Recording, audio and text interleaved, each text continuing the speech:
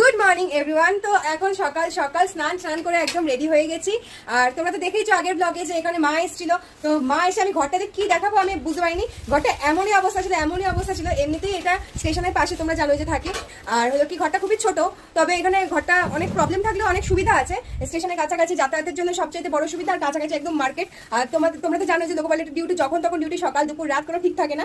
তো যখন তখন বেরোনোর জন্য এটা খুব কাছাকাছি হয় স্টেশনটা, ওর জন্য এটা নেওয়া আর কি। কিন্তু আমি যখন 10-12 দিনের জন্য বাড়ি যাই তখনও মোটামুটি অবস্থা খারাপই হয়ে যায় তোমাদের দাদাভাই একা থাকলে। আর এখন গেছিলাম 3 মাসের জন্য, তো বুঝতেই পারছি যে অবস্থাটা কিরকম হয়। আর এই যে লাইনের একদম মানে দেখছো লাইন পাড়ি একদম ফার্স্টেই আমার ঘর রুমটা। আমি দেখাতে সত্যি আমার লজ্জা লাগছিল যে এমন অবস্থা করে রেখেছিল, ওই জন্য আমি দেখাইনি কিছু। মানে ধুলো বালি এটু কাটা জিনিসপত্র এইদিক ওইদিক, জামা কাপড়ে মানে হাবিজাবি অবস্থা ছিল। তো মা সমস্ত কিছু পরিষ্কার করলো। আর মানে এতদিন আমি যেটা দেখাইনি কিছু, পরে তোমাদের দেখাবো সবকিছু। তো মা সমস্ত কিছু এতদিন ধরে পরিষ্কার করলো, A to Z প্রত্যেকটা জিনিস ধরে ধরে পরিষ্কার